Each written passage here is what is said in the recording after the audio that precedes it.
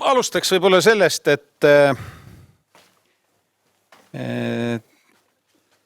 mis võib-olla üks asi, mis jäi nagu kõlama, ma ei mäleta, see oli vist Andrese jutus, Andres Koppeli jutus, et peremees on vajalik. See tähendab hea initsiatiiv, aga peremees. Kuidas sa seda ette kujutad, mis see tähendab? Mis see peremees sinu nägemus siis oleks? Kas mingisugune institutsioon või ikkagi mingisugune riigiametnik, kellel on telefoninumber ja nimi, ja kes... No aga seal oli steering committee ju praktiliselt pakutud. Neil oli ju tegelikult tiimil see steering committee loogika oli sees, aga sa mõtled siin nagu mingisugust lisaks muud asja või? No ma ei tea, kas see on nagu ühiskondlik initsiatiiv ikkagi, et see peaks olema, kuidas see jõuab nagu päris konkreetsete tegudeni. Ma arvan, et siin peaks ikkagi riigi poolt ka olema keegi, kes vähemasti on partner või kannab mingist vastutust.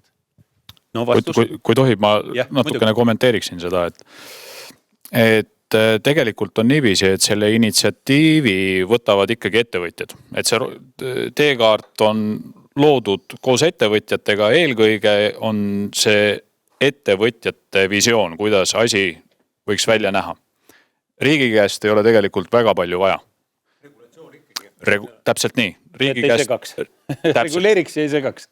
Just nimelt, et ei loobitaks kaikaid kodaratesse, aga muidugi mulle tundub, et mitte ainult energeetikas ei ole kitsaskoht meie planeeringute menetlemine lõpmatu aeg, vaid see on terve majanduse pidur täna. Et see pidurdab tegelikult igal pool. Me armastame hirmsasti menetleda kõiki asju. Meil on keskkonnamõjude hinnangud äärmiselt pikad. Nad võivadki aastakümneteks venima jääda ja vot see on see, millega tuleb tegeleda. Aga jah, et Eeva võib-olla tahab ka veel midagi. Ja ma tahtsin kommenteerida riigi poole Mikrofoni. Kaamera taga rahvas ei kuule. No räägin mikrofoni.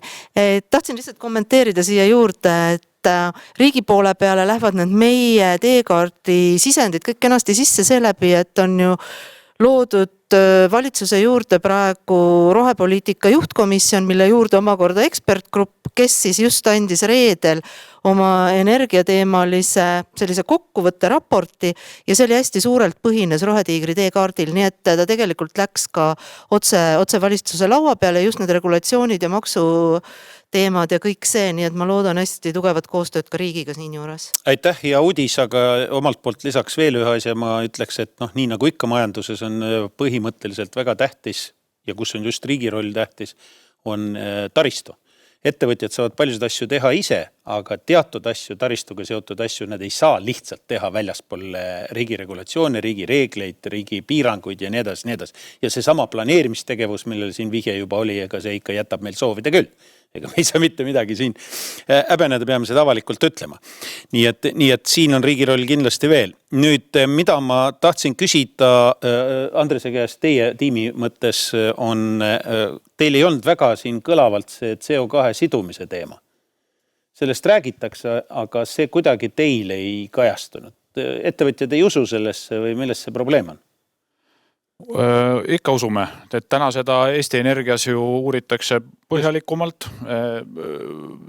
Ega meil jäi ta ilmselt sellepärast ikkagi välja, et nii kaua kui biokütuseid loetakse nii-öelda CO2 vabaks, et siin puudub nagu selge motivatsioon selle sidumiseks.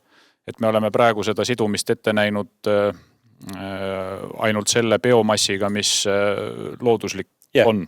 Aga jutt on tehnoloogiline sidumine. Aga CCS-ist nõnda nimetatud Carbon Capture Systems, et need jäid meil sealt täna välja. Et ütleme, puudus motivatsioon seda teha. Nii et tegelikult, kui me nüüd niimoodi võtame, siis teil jäi nii-öelda natukene sisulist ikkagi jäi välja tuumaosa, sellepärast, et millest te rääkisite, ja nüüd ka see carbon capture jäi välja, sellepärast, et ei olnud mõtet täna seda sisse võtta, kuna teil puudub täna piisav nii-öelda alus selle jaoks, ütleme niimoodi. Tänaste teadmiste järgi on see äärmiselt energiamahukas omakorda.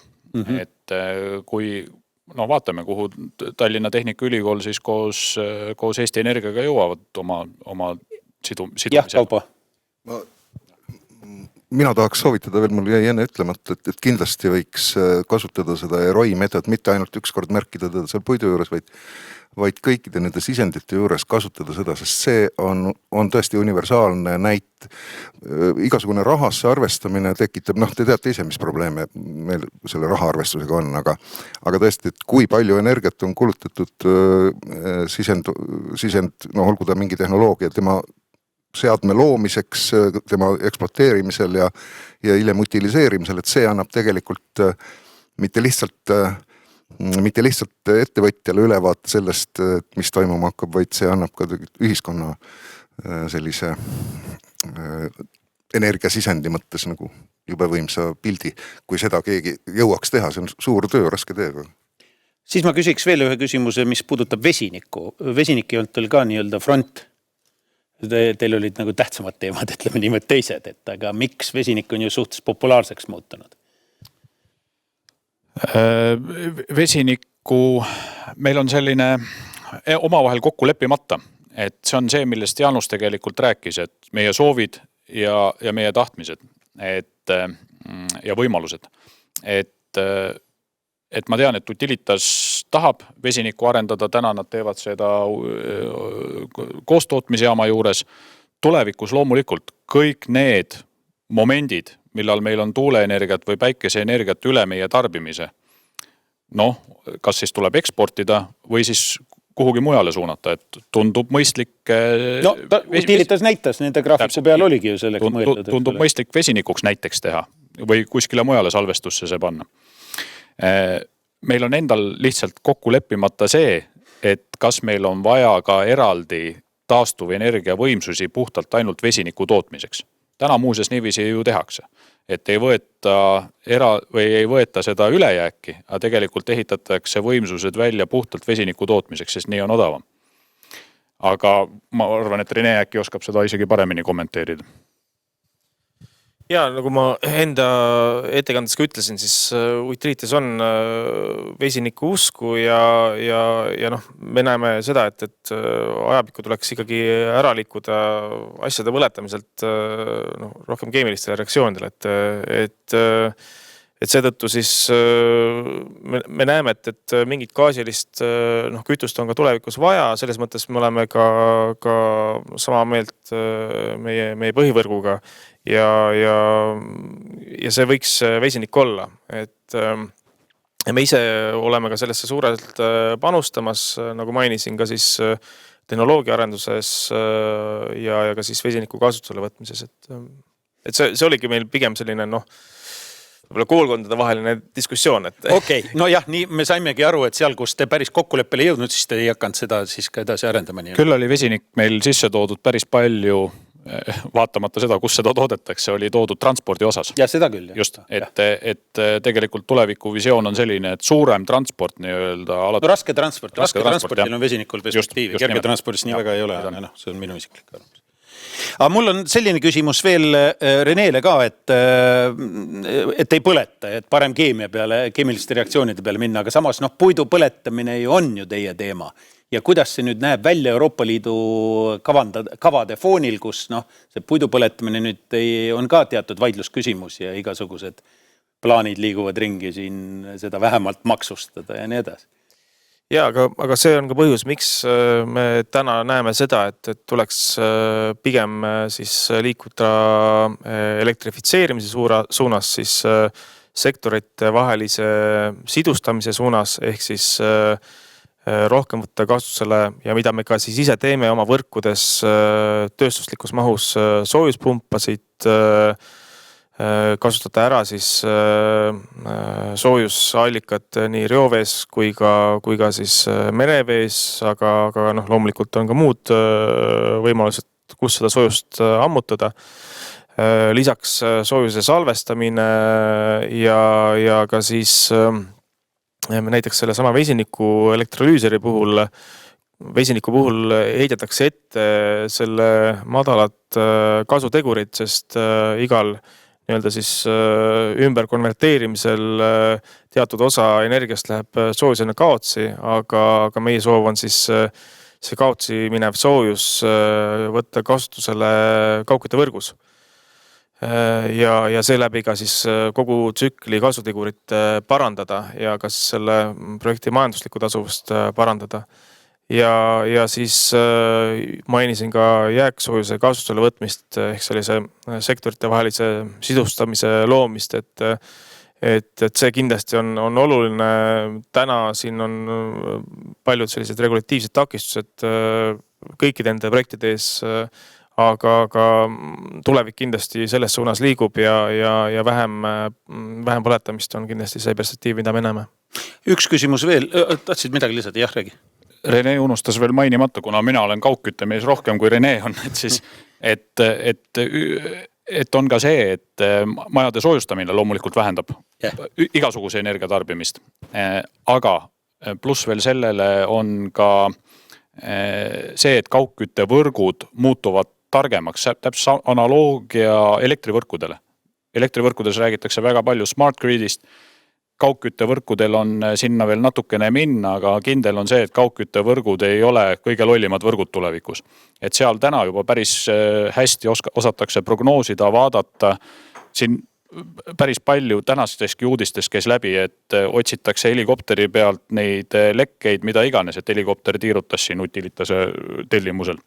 Ja Utilitasel on päris hästi on täna rakendatud näiteks ka AI tehnoloogiat kaugküttevõrkude jälgimisel. Ehk siis tehisintellekti. Nii ja ka tarbimise juhtimine loomulikult on see sõna, võtmesõna, et see võtab ka tugevasti tarbimist alla. Mul üks küsimus kohe sellega seoses jällegi oma Ülemiste nõukogu kogemuse pealt, et Ülemiste City ma pean silmas, et kus Utilitasse tuli oma projektiga väga õigel ajal. Me nimelt parajati arutasime seda teemat ja päris tõsiseid oli vaidlusi, aga just need samad argumendid. Aga siis meie ettekujutus oligi selline, et tegelikult nähakse seda ikkagi arvestades veel, et kõigil lisaks, et kliima ei pruugi meil sugugi veel mitte soojeneda edaspidi. Et ka jahutus on sisuliselt selle targa võrgu teine osa, et sellel asjal on tegelikult 2 nime. Me oleme harjunud, et ikka keskküte tähendab kütet ja soojust, aga tegelikult on mõlemad olemas seal ja tegelikult korraga ka nii-öelda majandatavad ja palju paremaid tulemusi andvad. Aga sellega seoses küsimus, kui palju on selliseid komplekskliente, kes on valmis sellise lähenemisega? Kas teil sellise asja arendamiseks on vaja kliendipoolset vastutulekut või mingit kergendavat režiimi regulatsioonide mõttes või ma ei tea, või saab lihtsalt klient kliendiga kaupa töötades hakkama? Valmisolek peab olema. Ma võin siin vastata, kuna Utilitase poolt selle ühiste kavatsuste protokolli, mis Ülemiste Cityga alla kirjutatud sai, on minu allkirjastatud. Et siis selliseid jahutuse kliente tuleb järjest juurde, sellepärast, et kui te vaatate arhitektuuri Tallinna kesklinnas, et need on kõik sellised klaasist majad, mis jahutust vajavad. Ja kui võrrelda nüüd selliseid lokaalseid seadmeid... Gaas põhiliselt. See on, lokaalsed seadmed põhinevad tavaliselt elektril. Elekter ja gaas, jah. Konditsioneerid, eks ole. Konditsioneerid on elekter, aga katusel on gaas. Jah, täpselt, kui ta ei ole võrgus, nii-öelda kaugkütte võrgus, siis kasutatakse gaasi reeglina. Et selliseid kliente tuleb järjest juurde ja neid tehnoloogiaid, mida siis kasutada kaugjahutuses, on tegelikult väga erinevaid, eks ole. Et praegu Ülemiste City saab siis oma jahutuse absorptsioonist kätte, kus ülejääv soojus kaugkütte võrgus jahutatakse maha, sest üle jääb teda suvel. Mitte jahutata maha, sellest siis absorptsiooni tulemusena saadakse jahutust, mis suunatakse sinna. Aga kõige efektiivsem on loomulikult ära kasutada näiteks merevett ja tulevikus siis ühendatakse see Ülemiste City võrk suure kesklinna kaugjahutusvõrguga, mis saab oma jahutuse merest. Nii et neid tuleb järjest juurde ja see on täna puhtalt sükene B2B asi, et seal ei ole mingit erilist regulatsiooni, et kui on kaugküte, siis on konkurentsiameti teema, et konkurentsiamet reguleerib neid hindu, aga seal on puhtalt nii, kuidas ärikliendiga kokku leppida. Alvar, sellega seoses kohe see kütte teema läheb edasi, et praegu just kõlas meri, vesi. See on nii-öelda tasuta käest, teda on palju. Miks me peame üldse puurima? Suur osa Eestist on ju tegelikult mererannik, et miks me sinna geokaevudesse üldse lähemegi, meil pole vaja. kilomeetreid on kindlasti palju jah, meie rannikujoont, aga ma päris ei jaga seda mõtet, et enamus Eesti elanikest ongi mere ääres, et vaesed Võru või Valga inimesed, et vabandust nende eest, et nemad ei saa võtta, eks ju, sealt merest, nad saavad oma järvedest võtta, aga meri, ma ei tea, näiteks Helsingi linn, täpselt linnaküte Helen, eks ju, mõtleb täpselt samades raamides ja nad isegi on planeerimas Tallinn-Helsingi tunneli mõõtu tunnelit selleks, et sügavat vett pumbata, merevett pumbata umbes 20-25 kilomeetri kauguselt Helsingisse. Ja sealt siis energia välja võtta ja seal on see energiat väga palju sees pole, eks ju, vesi on umbes 3 kraadi seal. Nii et maailma kogemus, mida nagu tasuks aksepteerida, tegelikult näitab, et meri on hirmus hea asi, võib-olla jahutamiseks rohkem kui kütteks, aga kütte järele ja eriti näiteks elektritootmise järele ronitakse ikkagi maapõue ja järjest sügavamale ronitakse ja niipea kui puurimistehnika või tehnoloogia paraneb, seda massilisemalt ja seda sügavamale hakatakse minema, nii et meri ei vastandu maapõuega ja teiselt poolt maapõu on igal pool olemas. Merd päris igal pool ei ole. No Eestis on ka üldse maad, palju teoreetiliselt on võimalik ju radiaatorit panna, ei pea ju auku puurima. Mere puhul on see, et ega seda meretoru ei ole mõtet väga kaugele vedada. Seda aru saada. Ja aukude puhul on ka, et sellised maasoojusaugud ikkagi puuritakse nii-öelda linna keskele või plokkmajade hoovi peale või eramajade hoovi peale, et keegi ei vea nii-öelda uut tsentraalset kütet, eks ju, ühest august. Ei, aga ma pean silmas radiaatori põhimõttel maa pinna alla paigutamist seal, kus see on võimalik. Näiteks hõreasustuse piirkondades ei ole ju vaja midagi muud teha, eks ole, seal on maad küll.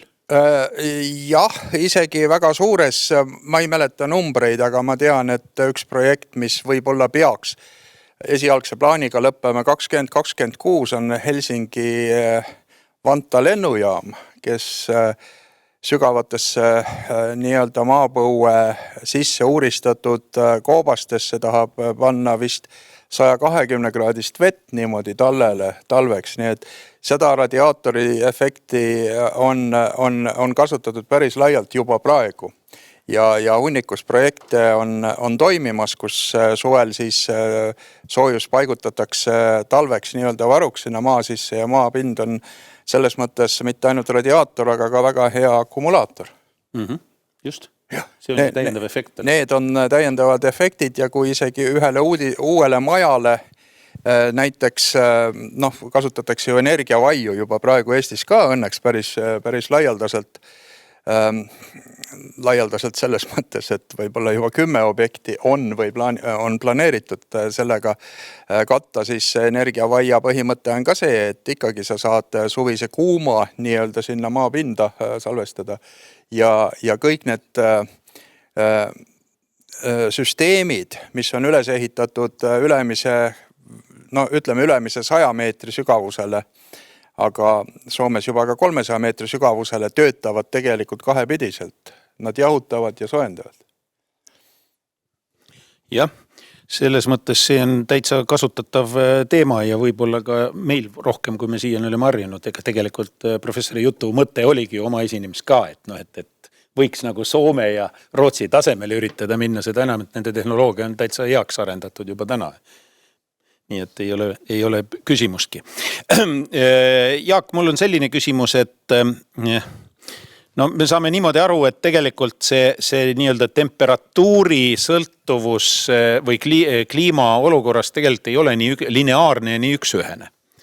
Ja võib väita, et tegelikult see on mugavus, nii-öelda see number on mugavusnumber selleks, et kuidagi eesmärgistada ja poliitiliselt seda ütleme lihtsalt rahvale maha müüa korralikult, et lihtsalt oleks mõõdetav. Kas see on õige arusaam?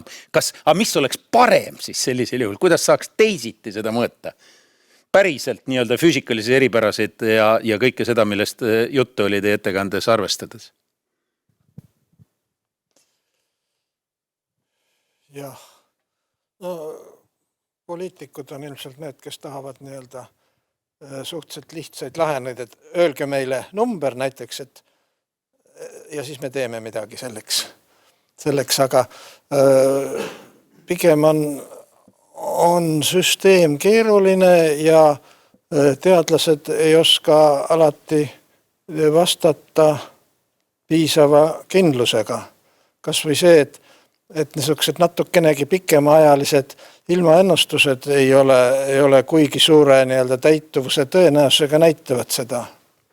Nii et selles aega võib enam-vähem pihta saada millegi ja siis ka mitte kindlasti.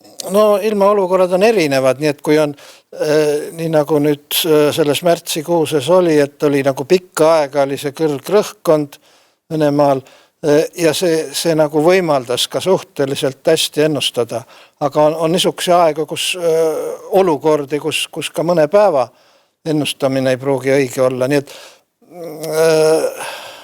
selles mõttes jäävad teadlased natukene hätta ja kliima pikemaajalise ennustamisel on ainsad need kasutatavad asjad ikkagi need globaalsed kliimamudelid, kus siis need igasugused parameetrid lähevad sisendina sisse ja midagi tuleb sealt välja, aga seal on mitmed niisugusi, ma ise ka ei tegele selle asjaga ja ei oska nii kindlalt midagi öelda, aga seal on mitmesugused niisugusi asju, mida modelleerida on raske. Näiteks pilved, kuidas pilvede mõju erinevates oludes on, kuidas atmosfääri aerosool, kas ta siis mõjub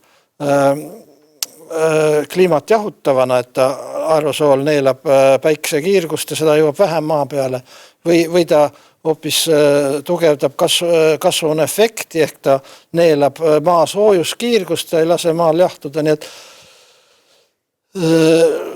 ega ma ei oska ka midagi paremat niimoodi öelda siin ja välja pakkuda. No klassika on veel see, et tulevad igasugused mustad luiged nagu praegune sõda. Ma vaatasin siin nädal aega tagasi tuli NASA satelliidipildi alusel tehtud analüüs, et Ukrainas toimuva sõja poolt tekitatud CO2 emissioon ületab selle aasta jaoks Euroopa Liidus kokkuhoitud CO2 emissiooni numbri kaugelt juba praegu. Ja sõda läheb ju täiega edasi. Tead muide, mida Nils Bohr ütles? Noh? Nils Bohr ütles, et ennustamine on raske, ei sääranes tulevikku. No mineviku ennustamine on teadupärast hoopis meedlevam tegevus, see on tõsi. Aga lihtsalt need mustad luiged tulevad ju ka mängu ja neid ei saa ju tegelikult arvesse üldse kuidagi võtta. See lööb jälle mudeli paigast ära mõneks ajaks vähemalt ja kui keskmist trendid võivad veel paika pidada nagu ikka, siis see vahepeal võib toimuda jumal teab mida. Me ei saa lühikese perioodi kohta ühtegi tõsist ja järeldust ju tegelikult teha. Ja, need mõjud on väga suuremad, nii et selles mõttes ma ise kliimauurijana olen ka mõtelnud, et ega see kliima on nüüd kõige tähtsam asi, kui maakeral ei ole. Et see on niisugune pikaajaline muutus, mis võib-olla inimelu ea jooksul realiseerub, aga on paljud niisugused asjad, mis võivad seda inimkonna eksistentsi palju kiiremini ja palju drastilisemalt mõjutada. No kogu Rooma klubi on seda püüdnud väita, et see kliima ei ole kõige olulisem komponent tegelikult ja Kaupo Vipp tõi ju välja ka, et tegelikult on suuresti mudeli probleem. No aga kas on alternatiivseid mudeleid Kaupo üldse olemas? Mis siis teha? Tähendab, selle graafiku pealt või selle lõigatud otsaga püramiidi, millel on võnked veel paar aastat ja siis hakkab kõik kukkuma meil, eks ole, pealt me võime teha järeldusele, et meie mudelil ei ole šanssi. Aga mis siis asemele saab astuda? Kas on üldse midagi, mis saab asemele? 3 mudelit on arutatud põhimõtteliselt. Üks on nii-öelda rohepruun terror, eks ole. No see näeks midagi taolist välja, kes on Pentilinkolat lugenud, et selline lähenemine. Aga tõenäoliselt, üks on selge, demokraatlikus ühiskonnas pole see võimalik. Et siis tuleb kas ühiskonda muuta või inimesi muuta. Inimesi muuta raske, tegelikult ühiskonda muuta. Aga ikkagi inimesed muutuvad rahulolematuks, kui demokraatiat ei ole, eks ole. Teine võimalus on vabatahtlik taganemine, mis ei tähenda muidugi seda, et kõik on jäänud uuesti puu otsa, aga jäävad sinna ikkagi puunajale kõõluma kuidagi niimoodi. Mis on siis naturaalmajanduslik rohkem või? No see tähendab seda, et kogukonnad organiseeruvad selliselt, et nad saavad eneseküllaselt hakkama, et nad arvestavad välja oma vajadused ja ütleme näiteks siis elektri tootmine ei toimu nii, et no umbes nii, nagu ütleme 100 aastat tagasi ükski külamees ei läinud jahukotiga veskile ja ajanud jalgu arku, et veskimees nüüd jahvata mul jahu ära. Veskimees ütleb, kuule, tuult ei ole ju. Et oota, kui tuul tuleb, siis me saame veski käima panna. Ehk siis, et majandustegevus toimub siis, kui tuul on. Või siis, kui päike on. Ja elektrit kasutame siis, kui seda on ja kui ei ole, siis põletame pirrusid. Just, et see on üks võimalus, kuidas on võimalik taganeda. Ja veel üks võimalus on siis võtta seda asja nii, nagu siin teisel pildil oli, et missugune huvitav vaadet nagu Rooma kollaps, aga koos wifi'ga, et lihtsalt lasta asjadel minna. Nii et 3 võimalust on olemas.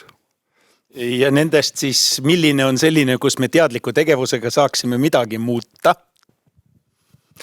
No vot, mind kaldutakse pessimistiks nimetama. Mina jälle kaldun ütlema, et optimistid on halvasti informeeritud pessimistid, aga ma kaldun uskuma neid, kes ütlevad, et me lasime selle õige aja mööda, et samasugusel kujul, kui me tahaksime samal kujul edasi elada, ühesõnaga kasutada samu hüvesid, aga samal ajal säästa, tekitada olukorra, kus me säästame loodust, siis praeguse mudeli juures ei näi see tõenäoline. Ehk siis tegelikult majandusliku kasvumudel on a priori vastuolus selle eesmärgiga kestlikult eksisteerida, ehk siis kestlik kahanemine on selle tegelikult ainuke alternatiiv. Igasugune kasv, kes on kunagi, ma ei tea, pärmiseeni kasvatanud kuskil purgis, see teab, et lõputu kasvu lõplikus ruumis ei ole võimalik ja kahtlemata see on iseenesest selge, aga jah, et me oleme sellises olukorras, kus me ei saa ilma kasvuta, meie süsteemi tööta ilma kasvuta, aga kasvu jätkamine tapab meid. Ehk me oleme umbes nagu oli see Vana-Rooma ajaloolane, kes ütles, et ma ei mäleta enam, mis ta nimi oli, aga väga ilus ütlemine oli, et me oleme jõudnud olukorda, kus me ei kannata enam välja seda olukorda, kuhu me oleme jõudnud. Ega ka neid meetmeid, mida oleks vaja selleks, et seda olukorda parandada. Aga tegelikult siis me peame sellele küsimusele vastama ka globaalses mastaabis, sellepärast, et mida iganes võtame me ette siin Eestis, aga see vastus on ikkagi globaalne vastus ja globaalne vastus on täna ikkagi kinni Hiinades mitmuses. Ma kohe annan sulle, Andres. Anna, palun sinna mikrofon. Tähendab, küsimus on ju selles, et kui me vaatame kas või seda fakti, et hetkel värskelt on teada, et sellel aastal, jooksval aastal suureneb kivisöö kaevandamine ja kasutamine 465 miljonit tonni, millest suure osa annavad põhiliselt 2 riiki, kõige suurema osa India ja Hiina ja teised siis jõudumööda samuti. Ja meie siin, eks ole, üritame teha midagi oma maailmanurgas teisiti, siis kuni nemad järgi ei tule, siis tegelikult suur pilt ju ei muutu. Kas me ei ole praegu sellises olukorras? Asi on natukene hullem tegelikult. Asi on natukene hullem selles mõttes, et kui me isegi saavutaksime, me võime kujutada endale ette, et me saavutame näiteks Euroopa Liidu piires täieliku konsensuse kõigi valitsuste, kõigi elanike, ütleme sellise ühiskondliku kokkuleppe või isegi terves Euroopas või isegi terves, ütleme, kogu põhja poolkeral. Mida see tähendaks? Siis see tähendaks seda, et osade toormete hinnad langeksid. Need, kes tahaksid elada vanaviisi, nende jaoks läheks elu tunduvalt odavamaks ja nad hakkaksid suhteliselt kiiresti arenema, jõudes varsti sellesse positsiooni, kus nad võivad dikteerida nendele riikidele, kes ei ole vahepeal edasi arenenud oma tingimusi.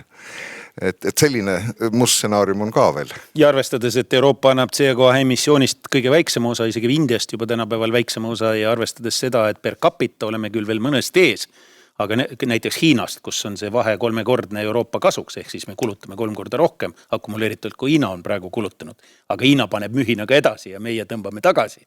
Siis see keskmine pilt jääb ju matemaatilise tõenäosusega enam-vähem sarnaseks, kui ei muuda Hiina oma positsiooni. Nii et me oleme tegelikult praegu, ütleme niimoodi, et me oleme eesrindliku Euroopa eesrindliku servas ja püüame teha eeskujulikku asja. Aga kuna majanduskasvu on juba lakanud, siis tegelikult ega meil polegi midagi muud teha. Andres. Minu meelest on, ja siis Alvar. Et väga kerge on minnagi padu pessimistiks, ega siis kui loodusteadlasena vaadata protsessidel otsa, siis ega optimistiks palju ruumi pole. Aga siin on trikk selles, et kogu selles süsteemis on olemas nii-öelda inimene, kes on oma arvamuste ja väärtuste ja sihukeste asjadega suudab olukordasid muuta ja ma arvan, et kui midagi ei tee, siis lähebki asi bussi. Midagi ikka peaks tegema. Me jumalamehed soovitavad ka praegu, et palvetage, aga ma arvan, et me võiksime teha midagi nagu aktiivsemalt ehk kutsuda ennast teisi programmidesse panema sihukest säästu sisse, sest säästa on võimalik täna ja praegu tohutult. Temperatuuri, ma arvan, et praegu on juba Eestis temperatuuri alandatud, sellepärast, et kui küttearved on ikka suured, lased 2 kraadi allapoole, 20% kokku hoida nagu plaksti. Euroopa Liit plaanib ju Vene gaasist vabanemiseks kraadi alla lasta temperatuuri. No tuleks 5 kraadi võiks alla lasta või tuleks võib-olla, kui läheb keskmiseks välistemperatuuriks, läheb palju rohkem, aga selle vahepeal on ka mingisugused punktid olemas. Ma tahan seda öelda, et tohutu sääst on võimalik ilma selleta, et me läheksime tagasi, me ei pea minema korilasteks, aga kuhugile tagasi poole peab minema. See pidu on läbi, mis praegu on, see on täitsa selge. Meie seda nägime, meie põlvkond sai nautida seda viivu, aga see suur pidu on läbi. Üks lause lihtsalt, et demokraatia tingimustes juhtub see, et see valitsus, kes hakkab sellist rida ajama, valitakse ümber järgmine kord. See on veel hullem kui õllega, nagu me teame Hašekist, aga Alvar? Tahtsin neid hindu kommenteerida, hinnad panevad lõpuks kõik paika ja kui sa mainisid söe kaevandatavaid koguseid, mida me ei tea aasta lõpuks, millised need tegelikult on ja õnnetu Inglismaa pani oma söekaevandused kinni ja mõni veel, eks ju. Kui vaadata näiteks söe hinda, ma täna hommikul vaatasin, 2 hinda vaatasin, üks oli süsi, kui ta maksis aasta tagasi või vähem kui aasta tagasi oli vist $100 tonn, siis nüüd ta oli 350 juures. Ja see toorme hind näitab nagu ära, eks ju, kus suunas praegu nõudlus on. Teine asi, mis on võib-olla selle energiakavaga, millest me täna räägime, seonduv ja mida selles kavas ei ole, me oleme nagu mõelnud, meretuulikud on kallimad nii-öelda aparaadina kui maismaatuulikud, suuremad, kõik see. Kõik need tuulikud vajavad väga spetsiifilisi metalle, osad neist metallidest, mis on kõige spetsiifilisemad, on haruldased muldmetallid. Ja ma vaatasin enda ühte metalli hinda täna hommikul, see on neodüünium. No me ei saa teha ilma magnetiteta, eks ju, ühtegi tuulikut.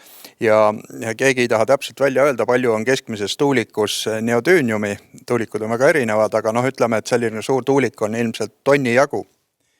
Ja neodüüniumi toodetakse praegu maailmas minu meelest 7000 tonni aastas ja kõik ei lähe tuulikutesse, sellest läheb mingisugune 20 või 10% läheb tuulikutesse, sest me tahame oma telefonidesse ka kõlaritesse neodüüniumi.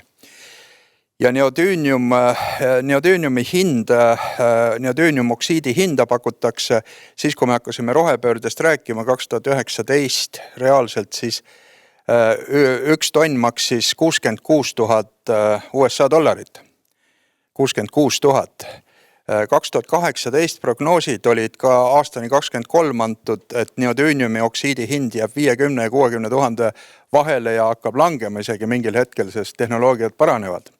Siis täna hommikul see hind, mida ma lugesin, oli 270 000 USA dollarit tonni eest. Nii, 66 versus 270 on päris suur vahe.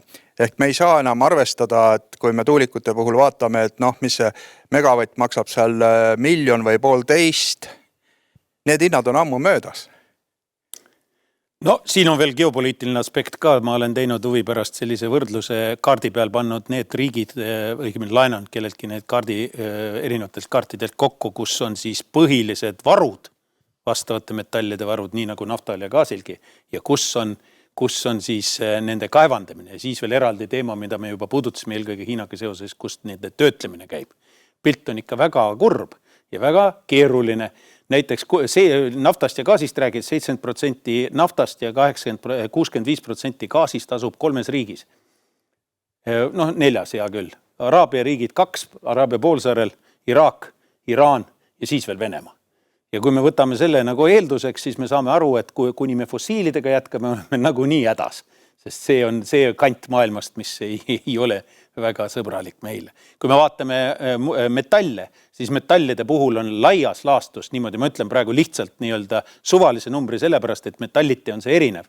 aga suurusjärk 40–60% ei ole mitte ainult Hiina käes, vaid 40–60% igast metallist, hädavajalikust metallist, kaasa arvatud rohepöörde jaoks, aerokosmilise tööstuse jaoks, mille iganes jaoks, on tegelikult pehmelt öeldes mitte väga demokraatlikult, mitte öelda halvemini täiesti nii-öelda paljudel juhtudel ka mitte riikide või nii-öelda mitte võimekate riikide käsutuses ja režiimide käsutuses. Nii et tegelikult on maailmal väga palju poliitilise perturbatsiooni ees, aga tuleme korraks tagasi Andres ja Rene. Ja ma tahtsin lihtsalt seda öelda, et siin oli üsna pessimistlikku juttu, aga selge on see, et energeetika on rohepöörde või üleüldse meie tuleviku majandusmudeli üks osa ainult. Et siin on väga palju teisi komponente ka. Ja lihtsalt, kui me täna siin räägime, siis mul tuli sükene mõte, et me oleme ju Rooma klubis ja Rooma klubi ise on öelnud, mitte küll siis Eestis, aga rahvusvaheliselt juba paarkümmend aastat tagasi, et tänapäeva majandusteadus on tegelikult autistlik ja mitte reaalsusega arvestav. Aga just nimelt sellel põhjusel, et ei arvestata seda kahju, mida loodusele tehakse, ega ei arvestata ka nende hüvedega, mida loodusest võetakse. Ehk siis majanduskasvule meie SKT või SKP põhine majandustegevus tõepoolest, nagu me täna oleme siin palju nentinud, ei ole jätkusuutlik ju. Ja me Rohetiigris ei vaata ka ju ainult energeetikat, aga meil on selle tuleviku majandusvisiooni kujundamisel ka teisi nii-öelda teekaarte tuleb veel. Ja siin on tegelikult võib-olla ka üleskutse, siin oleks kohane, et kaasa mõelda nendel teemadel. Rene. Ja, et võib-olla ka selliste pessimistlike nootide taustaks see vaade ka, et kõik need kallid energiahinnad, kallid sisendihinnad tootmisse teisipidi järgitavad ka inimkonda innovatsioonile, et tootlikkust tõsta, leida lahendusi selleks, et sellest keerulisest olukorrast välja tulla ja nüüd väga ootamatult on muutunud paljud lahendused, mis kuidagi on majanduslikult tasuvad hoopis tasuvaks ja samamoodi siis ressursside puuduse tõttu või kättesaamatuse tõttu siis on hüppeliselt suurenenud huvi teatud tehnoloogiate vastu, et lihtsalt tuua näide siis ka ettevõtte, kus siis, mida ma siin eelnevalt mainisin, kus siis arendatakse elektrolüüsereid Eestis Stargit Hydrogen. Selle üks eesmärk oma elektrolüüseri arendamisel on siis asendada väärismetallid siis keraamiliste nanoosakestega selleks, et just pääseda sellest sõltuvusest nendest väärismetallidest. Ja samamoodi olles selle ettevõttega ka tihedalt seotud, siis ma olen näinud viimastel nädalatel, kuidas on suurenenud nagu hüppeliselt huvi elektrolüüserite vastu selleks, et siis fossiilsetest allikatest toodetavat vesinikku asendada. Aitäh, ma arvan, et me võime väga kaua veel jätkata, teema on niivõrd põnev, aga tahaks selle nüüd kokku võtta niimoodi, et tegelikult on ju väga suur sõltuvus sellest, mida me tahame teha, on eesmärgi sättimisest, eesmärgi seadmisest. Teiseks on see väga suur sõltuvus tehnoloogiast. Ja tehnoloogiast sõltuvus on tegelikult omamoodi pretsedenditu globaalmastaabis eksperiment praegusel hetkel, sellepärast, et kõikidel eelmistel arenguetappidel nendes tehnoloogiatsüklites on alati olnud niimoodi, et on nii-öelda need tehnoloogia eelmises põlvkonnas siseselt või sellega paralleelselt arenenud uue põlvkonna tehnoloogiad. Mingil hetkel nad on muutunud valdavaks ja nad on nii-öelda võtnud üle ja siis läinud järgmisele ringile. Ja nüüd on siis esimene kord me oleme sellises olukorras, kus tegelikult ülevalt alla või ainult eesmärgi nimel me üritame kiirendada ja muuta seda tehnoloogilist tavapärast tsüklit ja läheme üle sellele nii-öelda sihistatud ja mõneti peale sunnitud heas mõttes tehnoloogia arengu kiirendamisele ülla eesmärgi nimel. Ilma, et ta oleks tegelikult loogiliselt, kuigi jah, taust on selline, millest Kaupo Vipp spetsiaalselt rääkis, eks ole, et me oleme jõudnud staadiumis, kus meil pole isegi variante, aga see mõistmine on üks asi, aga see nii-öelda majanduslikus keskkonnas valmisolek on ikkagi veel puudulik ja täna me natukene üritame nii-öelda selles mõttes teiselt poolt läheneda ja jõuga viia tehnoloogilist progressi uuele tasemele uute tehnoloogiate abil, millest pooled ei ole veel väga kommertslikud selle sama rohepöörde jaoks vajalikud, nagu siin EIA on väitnud. Ja see tähendab seda, et tegelikult me sooritame ka eksperimenti ja väga oluline on, et seal tuleb siis nagu kõik jõud kokku panna, et see üldse õnnestuks, muidu ei tule sellest midagi välja. Aga nüüd tõmbaks otsa kokku, tänaks kõiki tänased esineid ja annaks Juhanile sõna. Ma pole mingi sõnavõtja, aga mul on üks jah-ei küsimus. Vaat üks valdkond, mis täna jäi ka käsitlust välja, oli maksundus. Seal teisel kaldal istub Paul Tammert, et möönd aastal me seda, või tema, ütleme, seda teemat veidi käsitles seoses süsiniku maksustamise võimalike testi ideedega, et kas, jah-ei küsimus, teie arvates on vaja seda teemat edasi arendada või mitte või jälle käsitleda seda, ütleme, maksundust ka kõikide nende teiste aspektide juures, mida te siin juba olete kasutanud? Kui keegi tahab vastata, ma alustan ise, sellepärast et ma väidan, et tegelikult koos maksustamisega eksisteerib veel üks asi, mida praegu tuntakse abreviatuuri alla ESG.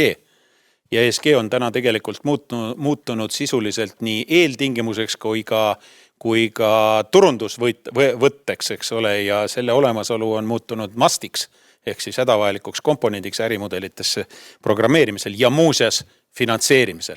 Ja too viimane on olulisem, kui me pealt paistab. Ükskõik, mida ma väga vabandan, vennate välja mõtlete. Aga kui te selle finantseerimist taha ei saa, siis selle asjaga on keeruline. Kui aga seda soositakse finantseerijate poolt, ükskõik mis skeemidega see on, siis läheb hoopis teine laul lahti ja hoopis teine tempo ja hoopis teine mastaap. Nii et ma arvan, et see on nagu tegelikult kaksik teema. Maksustamine on ainult üks komponent nendest. Jah. ESG teemad on kahtlemata ülimalt olulised, et siin tuleb nõustuda.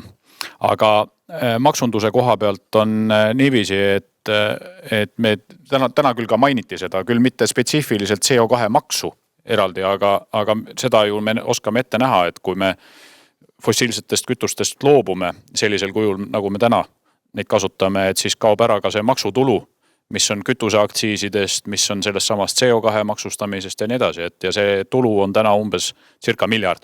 On see, mis... Ja sellele tuleb asendus leida. Ja sellele tuleb asendus leida, jah, aga see pole rohetiigri teema juba. Jah, aga see on teema küll ühiskonnale ja riigile, nii et riiki on ikka vaja. Nii, aga võtame nüüd kokku. Aitäh! Aitäh! Ma tänan kõiki. Täna tehti rõõmu mulle küll, sest et 30 aastat tagasi oli asi must ja nüüd on valge. Aitäh, Andres! Suur tänu kõigile vaatajatele, kes täna meiega olid ja kuulajatele ja kõikidele osalejatele ja kõnelejatele. Aitäh, jätkame arutelusid!